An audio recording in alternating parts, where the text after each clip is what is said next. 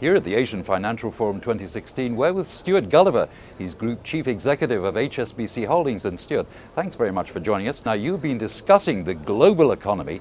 How would you look at 2016 going forward, bearing in mind the ups and downs across the markets? I think 2016 will be a complex year. It'll also be a volatile year, and it's obviously started off with that level of volatility. We've already seen large moves in markets taking place. So it's going to be a complex year. Having said that, overall we're still expecting global growth to be of the order of about 2.5% GDP growth. We're expecting China to be of the order of 6.7 to 7% GDP growth, UK about 2.4%, and actually here in Hong Kong about 2.4%. So I think it'll be a volatile year, but I'm expecting actually economic growth to be quite reasonable. Now, looking at the inflow of foreign direct investment into global emerging economies, including Asia, do you think the story's now over? Is it really a case of going into reverse? I know there's definitely a school of thought that's trying to put up an argument that the emerging market story is now a thing of the past. I don't subscribe to that. I think that the demographics of the emerging markets, and for this let's count them as Asia Pacific and the Middle East and parts of Latin America and Africa, remain extremely powerful, and demographics at the end of the day drive economic growth, provided the right policies are in place and the right financial reforms are in place. So what I think we're seeing is actually perhaps a cyclical downturn in investment confidence in the emerging markets. But what you're seeing, for example, in China with a One Belt, One Road strategy is considerable economic growth that's likely to benefit China from investment in infrastructure in other countries. The One Belt, One Road touches about 4 billion of the 6 billion people on the planet.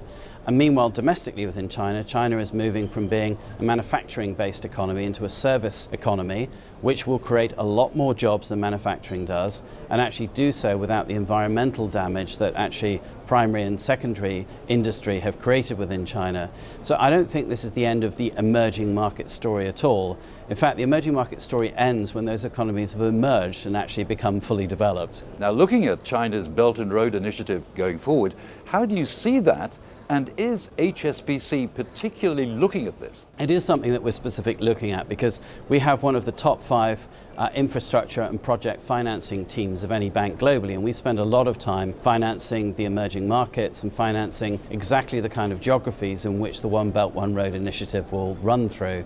And so we see great opportunities to work with the Asian Infrastructure Investment Bank and with various Chinese companies as actually that investment takes place, and indeed with the local partners in those countries. So this is a business opportunity that actually at HSBC we're quite heavily focused on. Now, people in Hong Kong are looking to see whether interest rates are going to rise inevitably because of the hikes in the United States. And I guess HSBC is going to be really in the middle of that decision, isn't it? I think as US rates rise, Hong Kong rates will automatically rise, because the way the Hong Kong dollar peg and the currency board works is Hong Kong effectively has a passive monetary policy. Its monetary policy is tied to that of the Federal Reserve.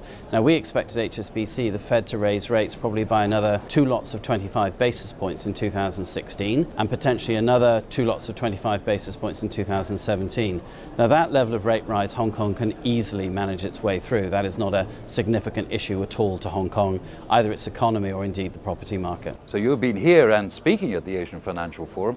What's been your impression this year? This year is actually, again, very well attended by the great and the good of both the business community, academia and government. This is a very important conference that focuses Hong Kong as a leading international financial centre within the Asia-Pacific region. This has become one of those keynote conferences which we've always wished to attend and be represented at, because it brings together at the start of the year the key thinkers and, as I say, most importantly, positions Hong Kong as a key financial centre within Asia.